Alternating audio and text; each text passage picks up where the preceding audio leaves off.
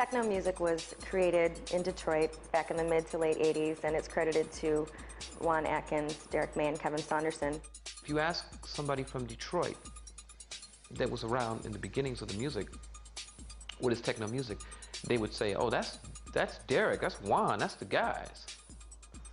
Rock, we got alternative rock, so why we can't have alternative, urban alternative or alternative soul? They took aspects of gospel, they took aspects of blues, they took all that, and they just took it and just molded it and deconstructed it and made it into this form that's unbelievable. Every piece of music has an open door that intersects with another sound. Fuck all the fluffy IDM, all that crazy shit.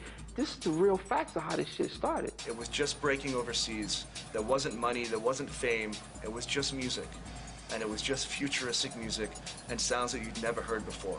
You say Detroit techno and it means something to people. It triggers an emotional response more than just a genre. Techno music is underground dance music. You know, high-tech soul.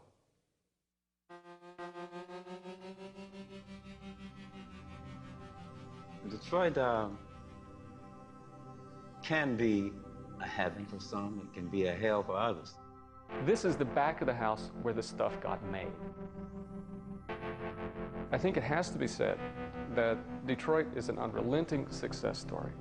Detroit is a weird city in that it doesn't have, it might be a big city, but it doesn't have the big city mentality. In a city like Detroit, where it's as desolate as it could be, it's not a horrible city, but it's just it's a horribly designed city. In a way, there's not much down here, but there's a heart, and there's something that makes it much more than what you see. We don't have a thriving, bustling downtown area where all the tourists go and they go do the shopping and hang out at the club. We don't have that. Detroit is lovely. Detroit is beautiful. Now you got to realize, at the time in Detroit, you're talking about serious economic downturn, recession from the early 80s. They were still getting over oil embargoes and whatnot from the 70s. There was the white flight, there was divestiture from the city. Downtown was laying in shambles. The white flight of Detroit is a myth in the sense that there was no such thing as flight. Flight denominates a sudden pattern of behavior like a flight of birds taking up off of a pond. By 1953, the city of Detroit had already established the patterns of ex-urban depopulation that people associate with post-1967. The U.S. government were involved in making it advantageous for people under the aegis of the GI Bill, for example, not to come back and live in cities after the Second World War, but to move to suburbia. The city was completely built. That is the point then, if you wanted a new house, you had to move to suburbia. We were your classic Rust Belt city. Everybody moved to the burbs, a lot of vacant buildings, a lot of burnt out hulls. So to say in 1967 something terrible happened, those people, whoever those people are, did something awful to my city and now I had to leave is simply nonsense. That's a bunch of nostalgic rot. The city was fast becoming majority black.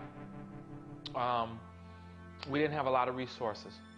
What happened in 1967 specifically in Detroit is that a long pattern of exclusionary practices and a long pattern of segregation, both legal and quasi-legal in the city, simply erupted into violence.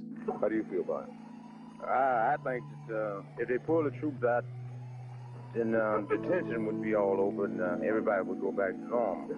And those who engage in looting or arson or sniping or other illegal actions will have to pay the consequences. All I can say is, I hope it ends quickly. Then it became convenient to say, that's why we did what we did, instead of investigating the actual reasons why we did what we did. That is, we decided to depopulate cities at the end of World War II. We didn't decide to depopulate cities the day after the so-called riot in 1967. When somebody asks me, will the city ever come back, I tell them, it's back. It never went anyplace. You left, maybe, but the city never did. Y'all the ones that left. No, we here. City's still here. Now, of course, the city has economic problems, social problems, etc. Right, okay. The city is doing as well as could be expected and probably better. for what has happened. Capital left, the tax base, or a big piece of it left. Imagine a city that was designed for 4 million people that less than 1 million people only occupy now. We were brought up on our parents going to work every day and working in the car automotive industry and coming back home and telling us that they worked with robots. There was a lot of fallout based on things switching over to automation and computers and robotics taking over where people once worked and thrived. But it wasn't really a bad thing. It was just the city was in transition to a technological base. People don't have money to buy food or clothing or other things, necessities and luxuries that we like to enjoy, then these attitudes usually come out in our music. What has happened is that something extraordinary and wonderful and unique has happened instead of what every other city has. We've got space, and it's not just space that's empty, it's space that's full of the artifacts of American industrial culture. It's a place like no other. It provides food for people's imaginations in a way that no other site does. And that has a great deal to do with the insertion of urban techno into this cultural and social domain. We have 3 incredible natural resources: fresh water, salt, techno.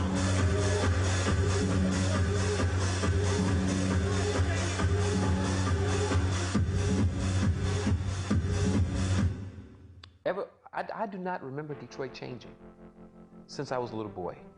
That's when there was people walking on the street. That's when there was businesses on the street. That's when there was some sort of social level here. You could actually meet people. There are some really fascinating people in the city, but you'll never meet them because nobody walks. Nobody walks.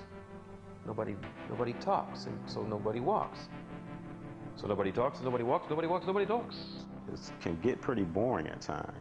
And so, you know, in order to pass the time or to get out of that, you have to find other things to do. I'm 38 years old. I haven't seen any change. You know, in 28 years, nothing. Nothing. Nothing. Nothing! The only change that I've really seen here is us.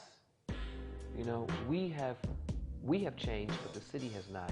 Detroit's a tough city. It's had a rough time historically, and it's almost like the eye of a storm that just had never, you know, recovered. But that's what makes Detroit Detroit, and the whole underground thing and the whole sound, because it's a deprived sound trying to get out, you know. Because we had all of our major impressions gave us the impression that this is the way the rest of the world was. And then coming from a city like Detroit, if you don't leave here, you don't know. There's something here, and something happens on a creative level here that doesn't seem to happen anywhere else. Detroit, you won't find it anywhere but here. And the people are what keeps it so animated. You know, being a kid in Windsor back in like 86, 87, if you wanted to, you know, find anything different, you ended up coming to Detroit. When I go out of town and then tell people I'm from Detroit, the reaction I get is like either they're really scared of me instantly, or they say, why do you live there? There's an attitude that you get coming from this city that you don't get nowhere else. Who would ever have thought of making music with an old turntable and a scratchy record and sticking it in an abandoned warehouse or an abandoned factory site?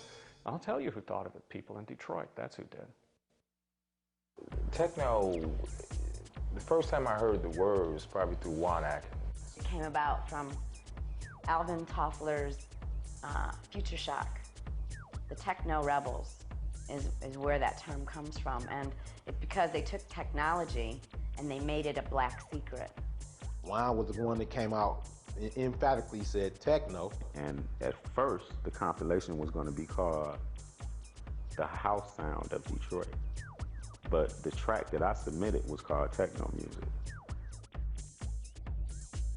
And listened to the lyrics, and they said, oh, well, we got to change the name of this record. And it was called The Techno Sound of Detroit. And it literally, you know, I don't know, it was like 100-point type on the album cover, you know, techno with an exclamation point. I mean, it was There was no turning back from there. And the record was huge in Europe. And one of the singles to come off of that album was Big Fun. And that record like went #1 in the UK.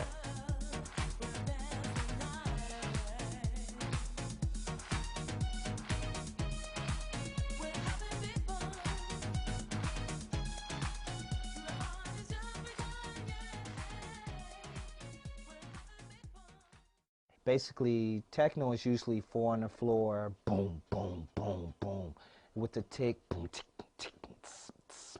That's more house, tss, tss, boom, with the 4 on the floor. Okay, this is the 303. Like this is a 606 and a 202.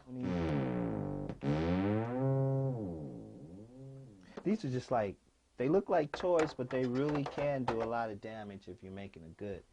And then you have break beats, which are different breaks from old records or whatever you can find, and they speed them up and they put a loop to them. It's like boom, boom, boom, spat, boom, spat, spat, boom, spat, boom, spat, spat, boom. Jungle is more boom, boom, boom, boom, boom,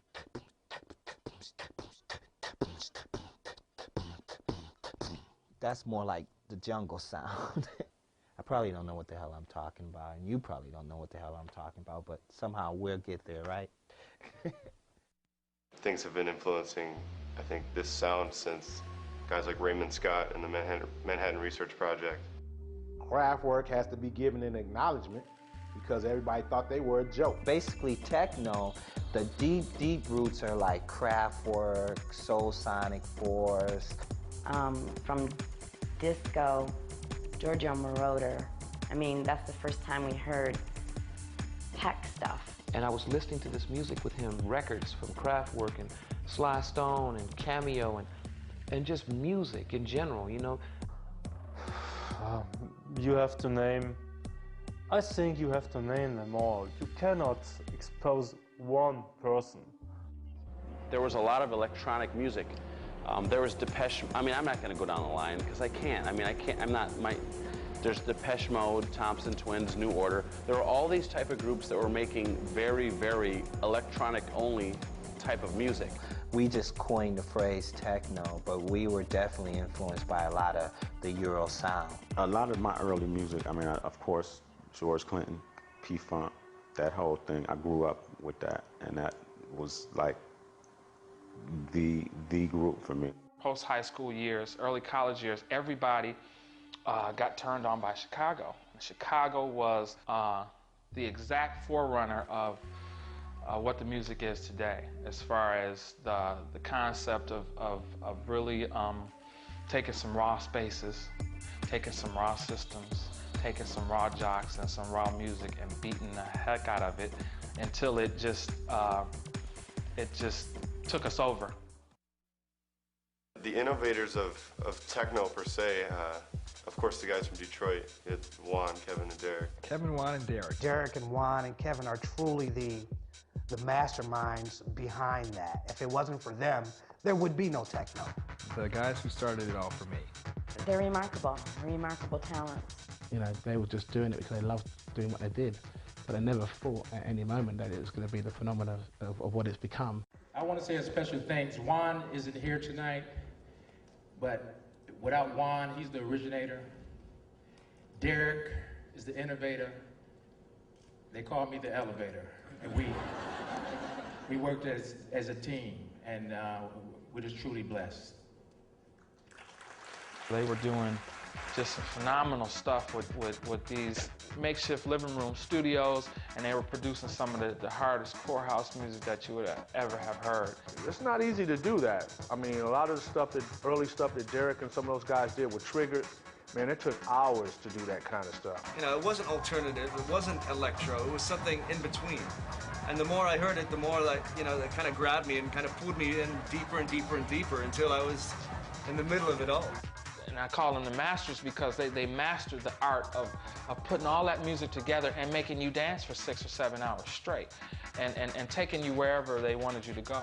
Before any of that even became music, you know, for the masses to hear, I thought that it was, I thought those guys were onto something then, but they just took it just to a whole nother level.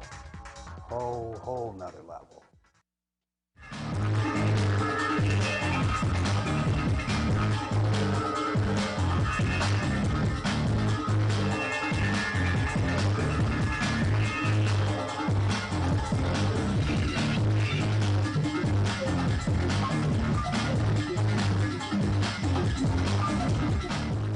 The person who probably was the most influential for me was Juan.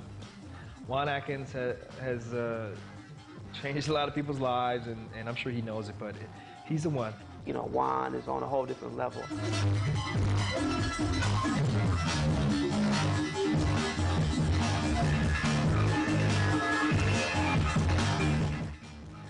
Juan Atkins is the person who put all of these crazy ideas of doing electronic music in Detroit into any of our heads.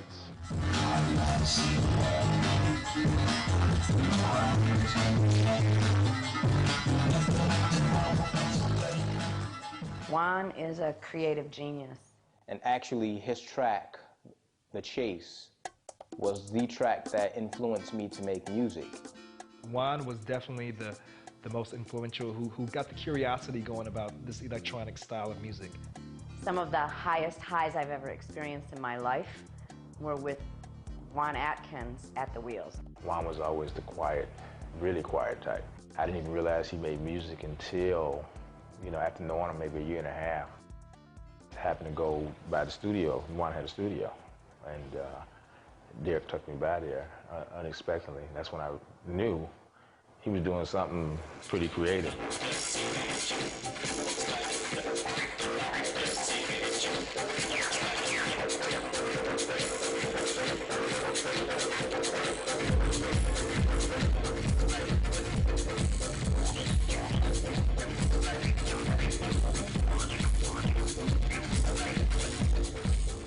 My last 2 years in high school, I learned how to read and write music.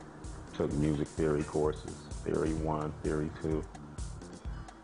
Right after I graduated, I made my first record. He was making records when nobody knew about this music. So he spent, some of his best years have been spent just trying to help develop the music.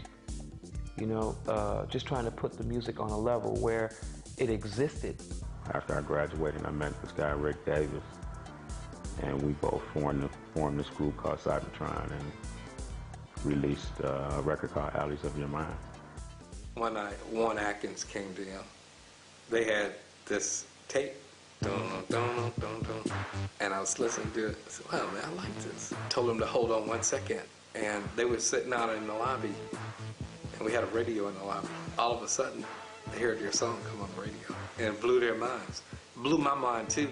It had the P-Funk, just round, resonant rubber band bass line to it, right? And then this uplifting, utopian chords and stuff. And it just, people would bug. You play that track in any club in Detroit and you got an instant party.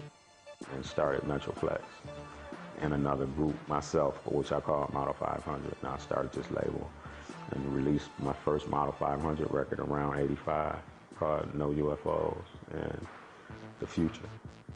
See, Juan take his intake and Cybertron is a more spiritual. See, this is what a lot of kids miss, is a spiritual intake. It's spiritual. And he broke some shit down to me that I can't even regurgitate that shit back to you. Hearing a Juan Atkins do Clear, that track is anthemic to people in London. It's anthemic to Mike Banks of Underground Resistance here. It's anthemic to me. Even though he was only a few months older than me, it was like a mentorship. He was there for me when I was developing and working on my first music. He gave me the insight and the development, you know, and the confidence as well to make music.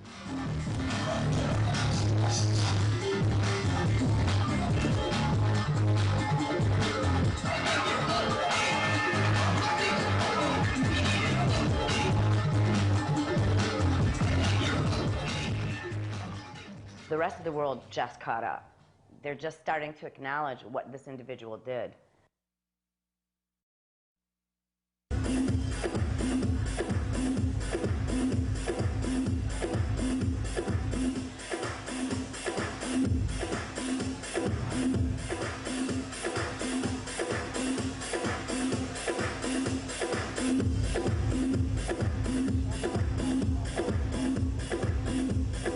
Kevin's the guy who basically made sure that the music got to the masses.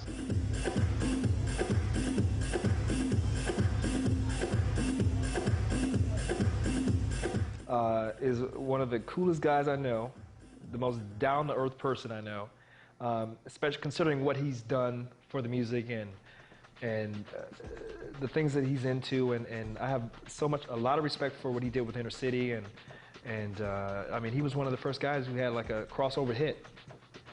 He sold, I don't know how many records, 6 million records worldwide or something like that. He is obviously the most successful, commercially successful out of all of them. Kevin, on the other end, was the first person who gave me a name to put on the record. Kevin spanks. When he starts bumping, it's a spanking, and you just start screaming more, you know.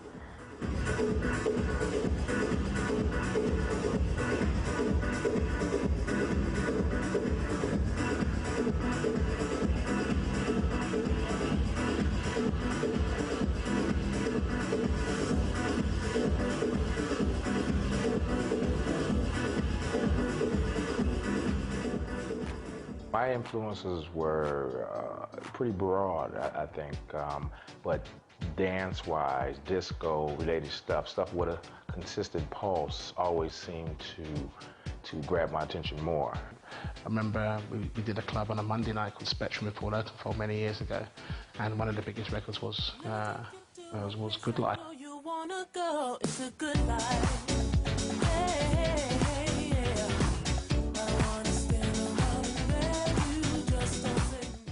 I have to say my career really started about 1983.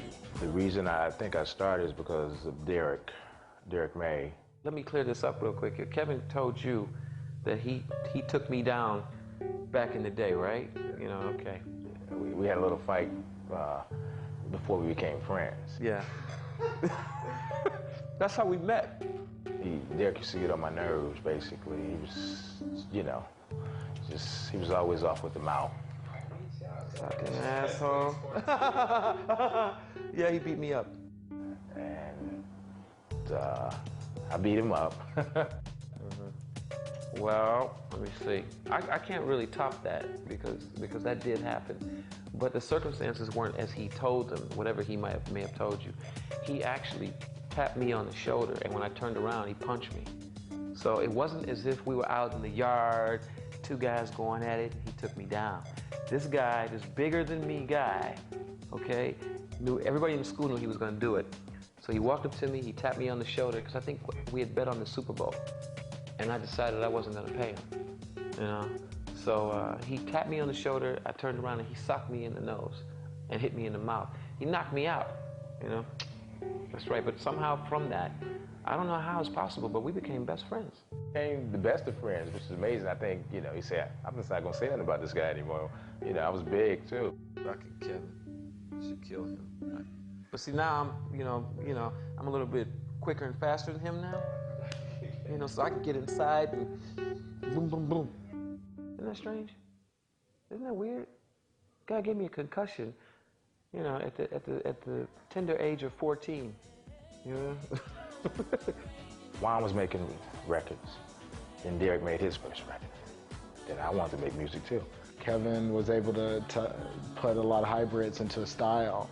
You know, he wasn't seen as just being, you know, this kind of techno guy. He did house, he did, you know, vocal things, he did all kinds of stuff, and he went a lot further creatively, I believe, than what Derek and Juan had been able to do.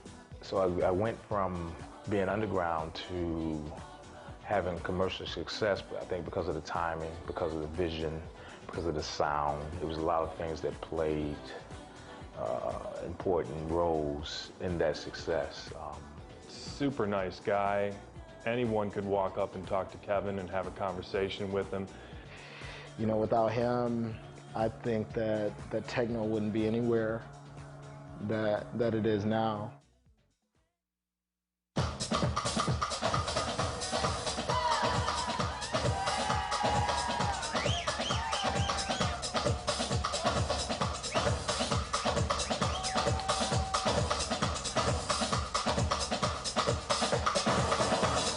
Derek May is a very animated character. Perfect, Tim. Derek May came in as the prima donna from fucking hell. Very opinionated. Super macho, super hyper, master, techno, knucklehead.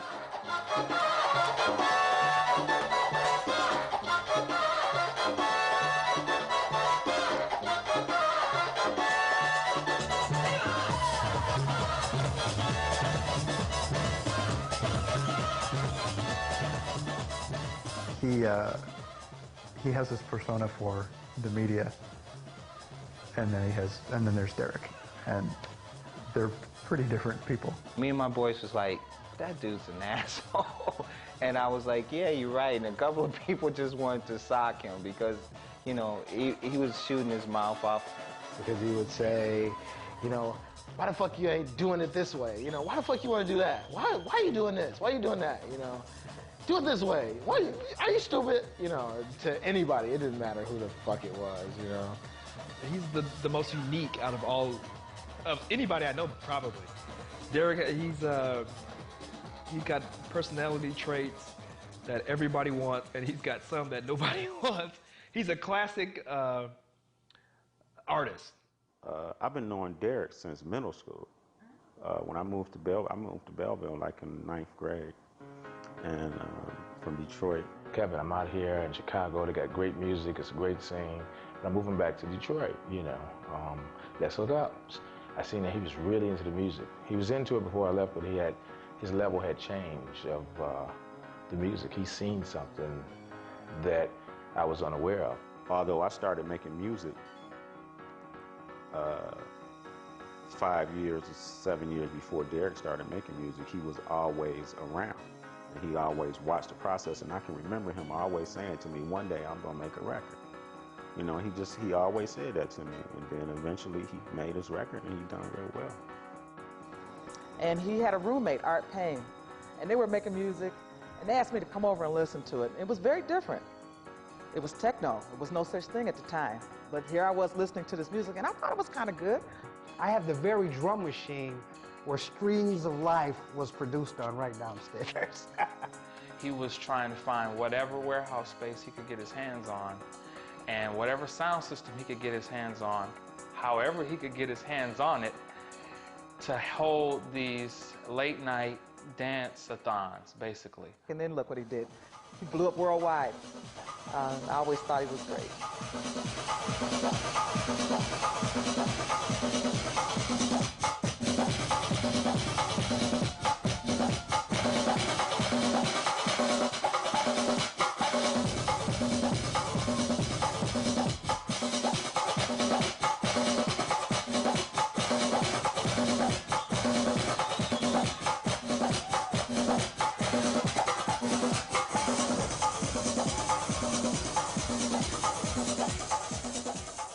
Believe it or not, the first record I ever bought was The Who, the Tommy album.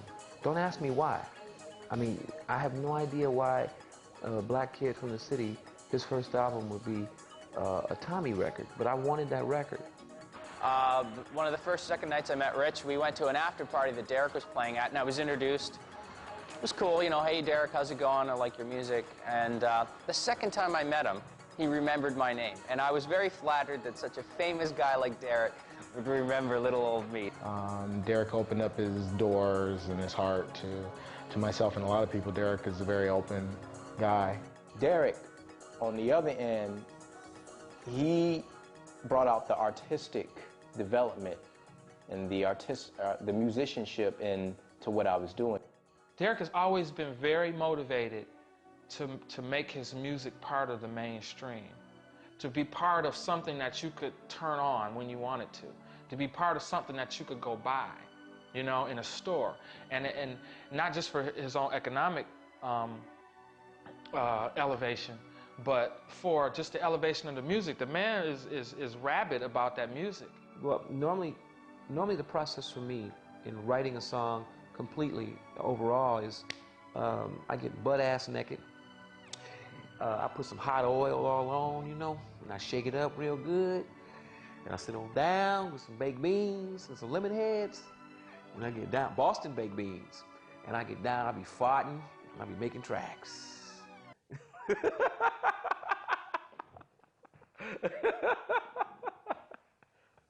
I'll never tell you my theory to making music. That's a secret, man. Next question.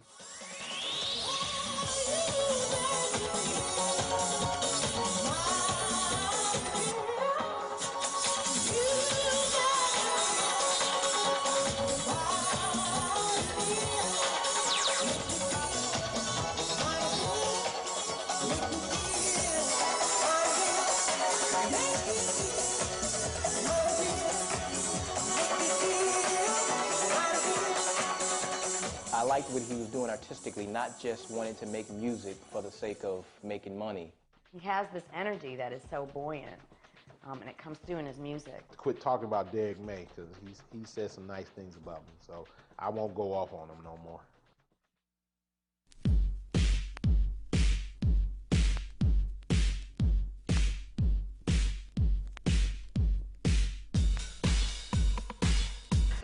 The old Eddie Folks thing rises his head again. I went to high school with Derek and Kevin. Eddie didn't go to high school with me. Because of that, Eddie is not included in certain discussions. Eddie, I have the deepest respect for Eddie Folks. He was right there at the forefront with us all. I don't think I met Eddie until maybe after my second or third record. Eddie, of course. Man, of course you don't forget me, man. Eddie Folks, you know what I'm saying, man? And, How good you want to look? How good you want to look? Hey, I was good when I came on my mama's womb, boy. He's quite a character, you know. Actually, Eddie lived with Kevin and Derek on different occasions before, so they know Eddie. And then Juan's brother-in-law got out of Jackson prison. He didn't have a place to stay. So I looked out for the kid. So he said, folks, for looking out for me, I'm going to put you on this tip. It's a credit card scam tip. Okay, this is the true story, all right? So he put us on the credit card scam tip. My roommate was Derek. So therefore, we started ordering equipment, everything, all types of shit. So we started breaking the houses and setting up shit so, you know, so you can get the equipment. So UPS man come, get your shit, run out the back door, get in the car, you're gone, right? So I had turntables, everything you want. I was the man. But, you know, Derek couldn't figure out what the fuck we were doing. That's what happens. And I think that maybe during that time period, him and Derek must have fell out, because he has a tendency to fall out with you. And when things started happening, you know, if they had an opportunity to, like, not include Eddie or say, see, you should have been cool, they used that to work against him. Derek more or less had the inside track, and he left Eddie out. But it never bothered me. You know, it bothered me, but you know, all this came as a spiritual thing, and being nice to people. So, you know, I just knew a matter of time it's gonna come up. I'm gonna get my props. It didn't take me to that deep end, like, you know, oh, I wish that negative shit.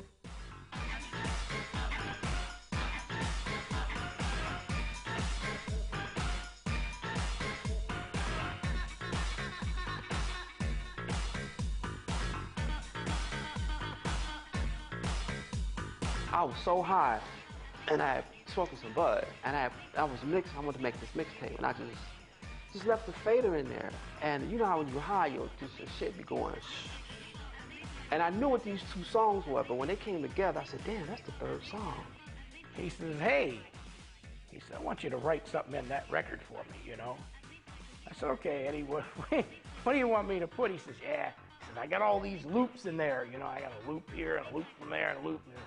I want you to put Luke Jack Mother Effer, you know. I said, okay, all right, Eddie, I'll put that in. And, you know, I thought about it after he left. I said, you know what, I could be a Luke Jack Mother Effer too, you know. Everybody knew that if it weren't for folks, it wouldn't be a domino effect. No Carl Craig, no Kenny Larkin, especially no fucking ass Richie Hawtin. Not to take anything away from Derek, Juan, or Kevin, because the three of them deserve the credit that they got. But yeah, Eddie was involved in those early years. It wouldn't be none of this shit, you know, but it was a spiritual-led base. Don't laugh, man. That's funny as hell. I'm not on the block. I built the block with Juan and others. You know what I'm saying? So that is the thing that I'm trying to explain to you. The Music Institute was started by 4 young guys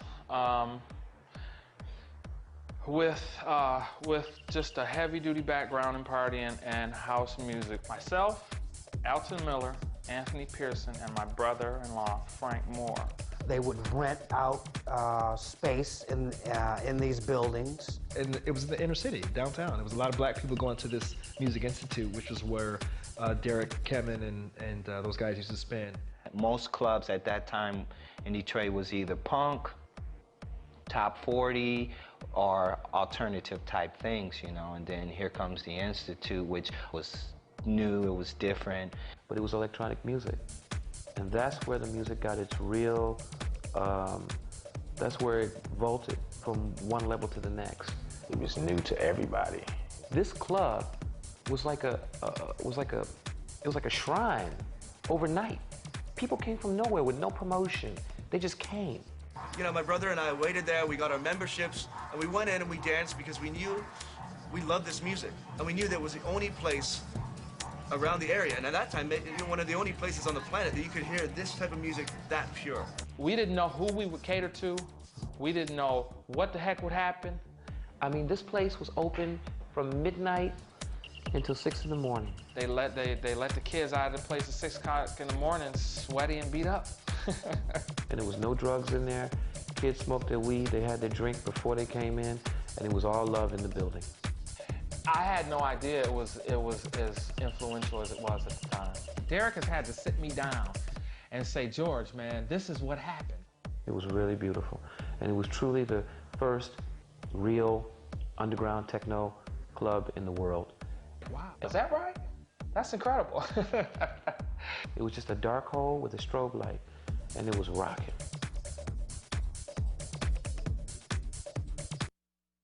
I think one of the things that probably also had a big impact on how we got here is electrifying Mojo. There was a guy named Mojo. I only get a minute. So with this minute, I hope I can try to get as much as I can in. Mojo was more than an inspiration. He was a door. And he opened, and out came all these weird, creative things that just like fell on us, and somehow, ooh, I still got like creative pops. They're coming for me right now. That's my limo. And Mojo's in the limo, as a matter of fact. My name is Electrifying Mojo. I spent my life as pretty much an observer of life. I had a rare opportunity to take all of those observations and convert them into music every night on the radio. Basically played what he wanted to play. And he was playing Prince and Peter Frampton and all that kind of stuff. 85, 86, I was listening to Juan, or Juan's music was being played on Mojo's station, or program, heavily. It was always about the music. Is it hot or is it not? And if it was not, no amount of money or influence could interest me, period. And you couldn't really have you couldn't really break a record in Detroit without him playing your record. So he was that powerful. Yeah, Mojo was the one that discovered Jeff Mills. Of course, he was the wizard then. He became Jeff Mills later. He knew he was playing to black people, but he insisted upon playing this music anyway, because this is not what black radio was playing during the day. He went completely against the grain, and he had #1 ratings across the board. People like Juan Atkins, Derek May, Eddie Fowlkes, Kevin Saunderson, all of those people, you know, they proved everybody wrong because they were able to be vocal enough to say, hey, Mojo, we are listening. And that gave me a lot of inspiration and a lot of encouragement. So, you know, as much as they say I inspired them, it was definitely a reciprocal process.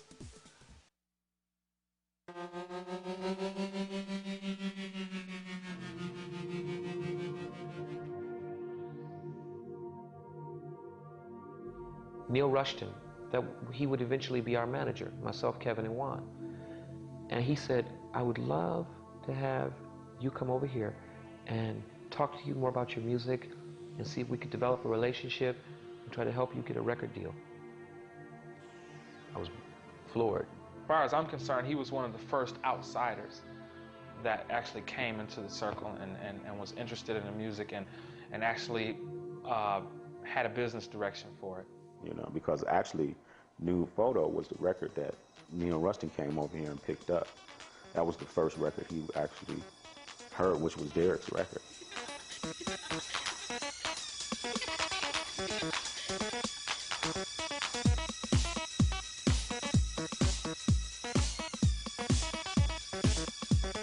I talked to my mother. I said, should I get on the plane? Should I buy my own ticket? She said, it's up to you. You do what you think is best, but I think you should do it. I said to Kevin, what do you think I should do? Kevin said, do it. Pay the money, go. Juan said, no, don't go. Don't do it. If they can't pay your way, you don't go. Now, I actually would normally weigh Juan's decision more than I would weigh even my own mother's decision at that point in my life. I decided to go. I got on the plane. I went to England. I paid my own money for the first trip to meet this man who would eventually help us do many things, remixes, productions. He would help Kevin Saunderson eventually get his inner city deal where Kevin made Big Fun and Good Life and was going to sell 6 or 7 million albums. He would help Juan get the remixes and the production he wanted and the sort of press and respect that we needed. We would get the major article in Face magazine, which really just launched us. So it was a good thing to get on that plane, and that was a good day. You know, when you getting into the music business, you're gonna get screwed over early on until you know. Until you know, you don't know. It's like Neil kind of made us turn against each other. It's like, you know, when the money came into the picture, it started out, we were all cool, we were all friends and stuff. Like, I trusted Kevin to make right decisions. I kind of trusted Derek, but, you know, once he brought us over to the UK, everyone got greedy, and he kind of fed off that, I think. And that tension that existed between all of the egos was part of it. Not necessarily a fun part of it, but it was a part of it. And those guys went at it on a constant basis. Backbiting, backstabbing, shit talking. Who could spin, who couldn't spin, who cleared the floor, who didn't clear the floor, who knew the true, masters, what their interpretation of the music was, what was his interpretation of the music. Did he have a clue? Did he have a clue? I think, a lot of entities was like splitting us up, and we didn't know how big this music was blowing up over in Europe. Derek knew, Derek was the first one to go over there, so he knew. So, it was more like, trying to put how can I say it, trying to control some shit he didn't know how to control. Well, about the second wave of techno, definitely have to go with Rob Hood, Claude Young, Shake Shakur, Underground Resistance. And that's a big crew, that's a big list.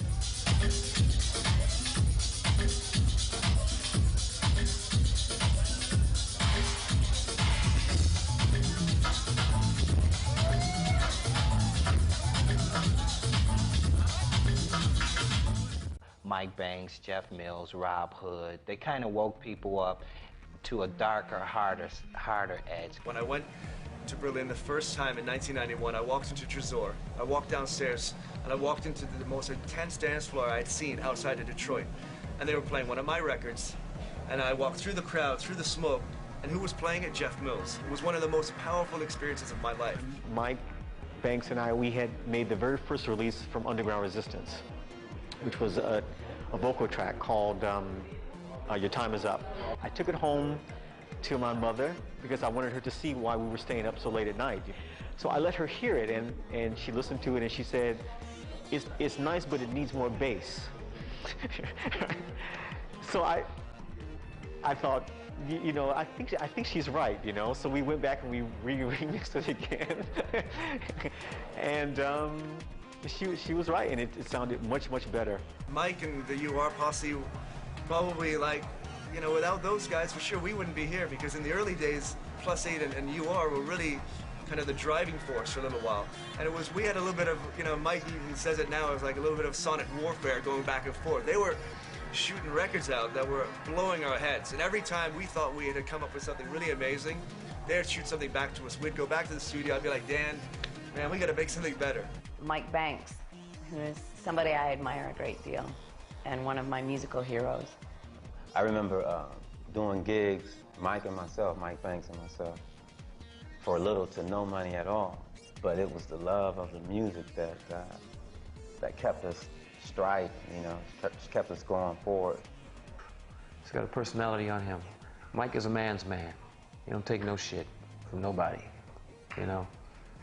And one of the most amazing things that Mike Banks has done was to invent and develop underground resistance.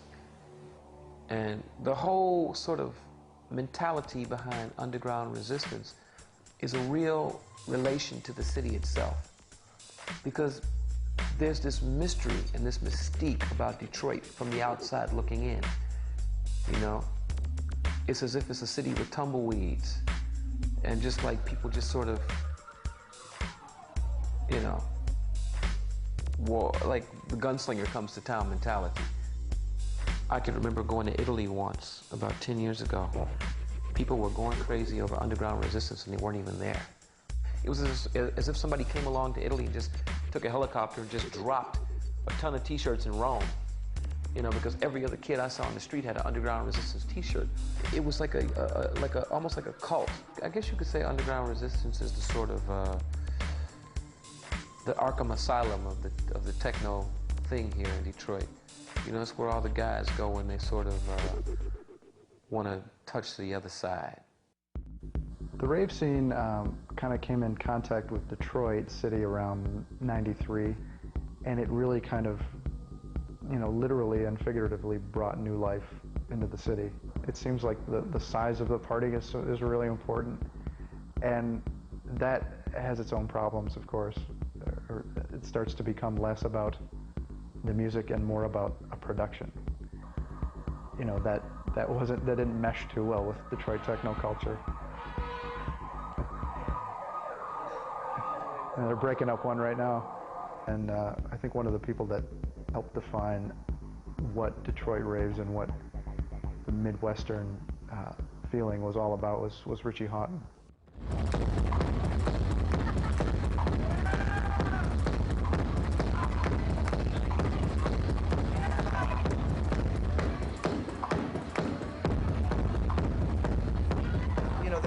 Started doing parties was at a key pivotal point in kind of the history of American parties and raves anyway. I was coming back from Europe at that time, going to places like England at the Lost Parties, going to Tresor in Berlin, and I was, you know, seeing that and reminiscing about the Institute, these dark black boxes with speakers and just like music. That's what it was always about.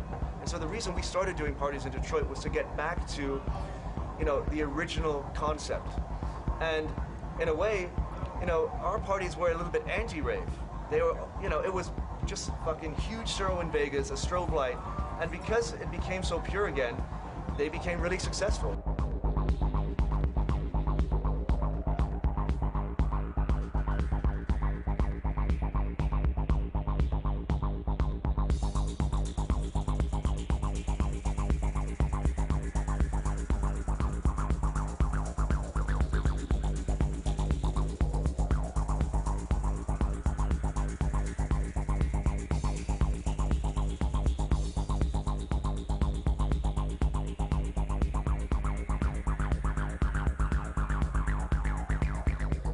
Suddenly we went from 500 to 1,000, 2,000 people at the Packard building. You forgot who you were, where you were, and why you were there, and it became about this beat, this environment.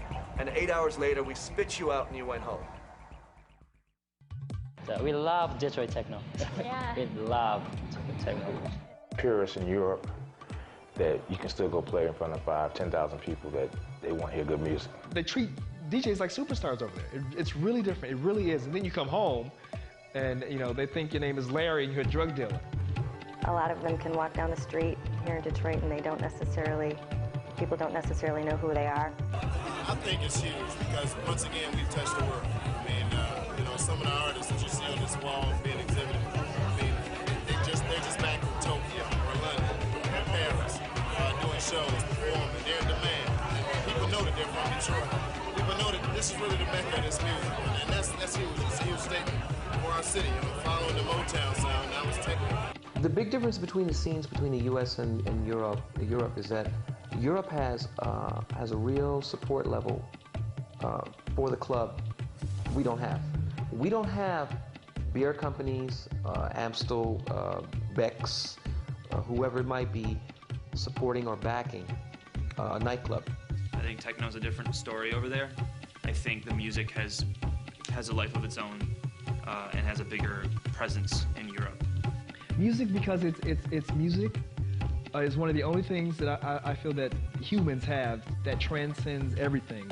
Language, culture, anything. So you can, especially when it's instrumental.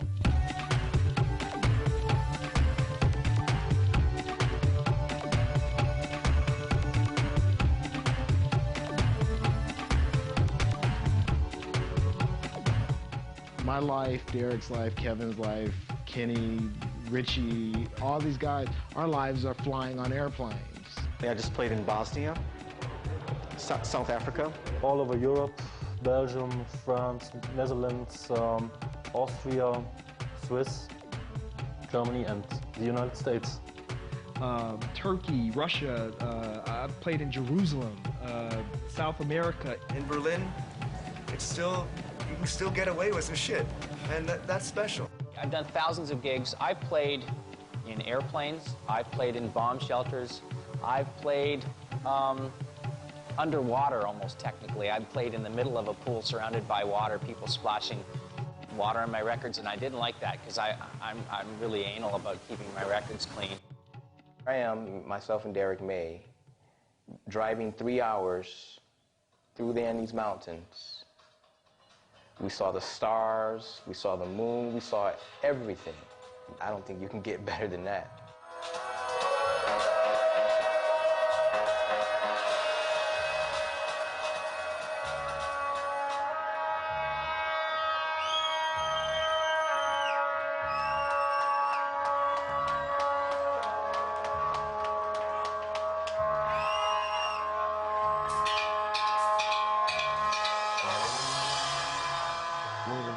One of the happiest and most special moments of my life was when I played in Macedonia. We went for dinner, went to a restaurant, we sat down, the guy put 4 plates down for everybody, nice guys. And I ordered, and they spoke in their language, and food came. It's just a dish for me. I'm like, where's the rest of the food? You know, and the guys say, they all look at me. They say, oh, we don't have enough money to eat here. We could never eat here. We brought you to eat. And that was heavy. The future of techno is new faces and new voices. Everyone has a studio and everyone has a label. It's much harder to establish yourself as a DJ, producer, or whatever. It's so hard. Ghostly came about as a mental idea. Our approach was more like, let's do music, let's make it exciting, let's have fun. But the label really happened in college when I met Matthew Deere at a party and saw him play techno, talking to him about music, becoming friends, DJing with him, hearing his live music. I'd like to consider myself a dance artist. I mean, that's what I got into this for, was to watch people move to a certain sound.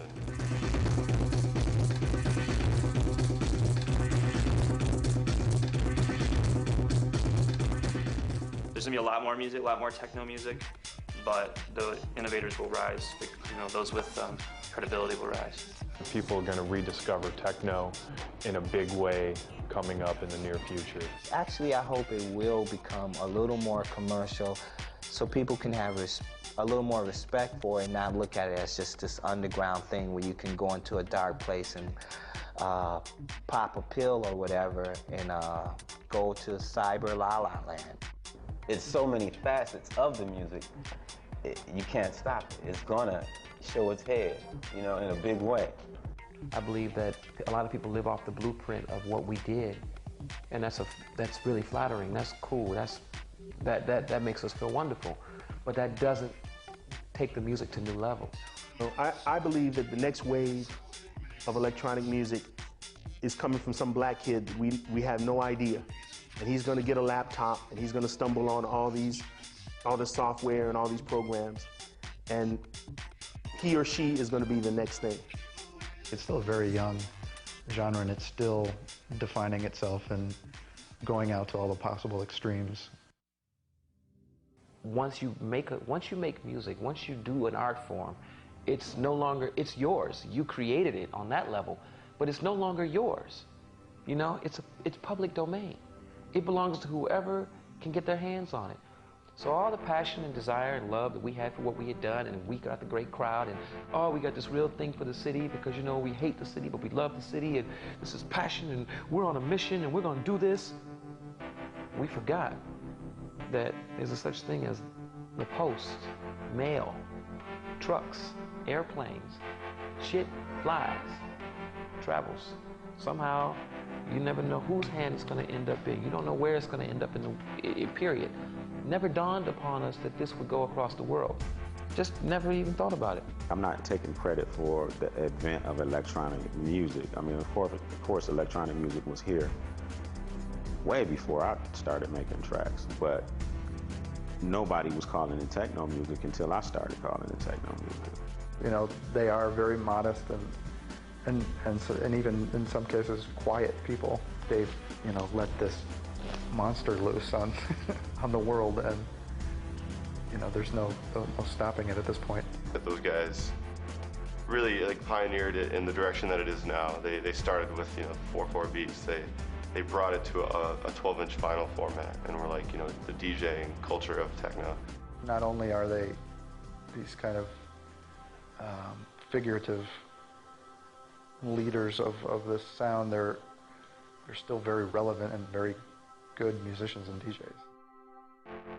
And then when we finally had our chance to express our opinions upon the world, I guess it must have sounded like some alien shit, you know? And that's why we sit here today.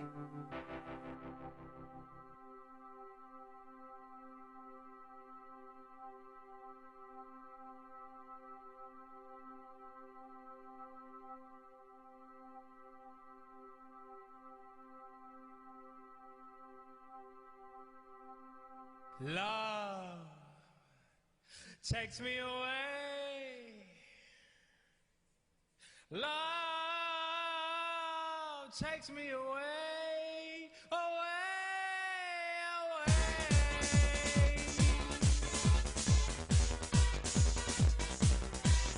Too deep to understand, mysterious as the darkness. Your heart is hiding low. There's a fight within yourself to keep a heart that is so cold. Just leave your evil hatred all behind. Love, take me away.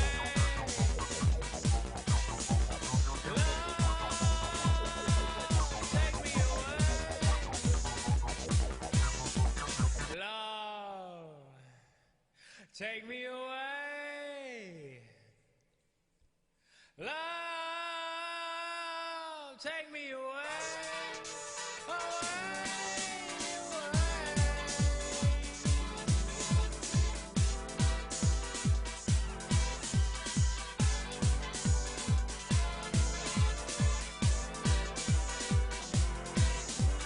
People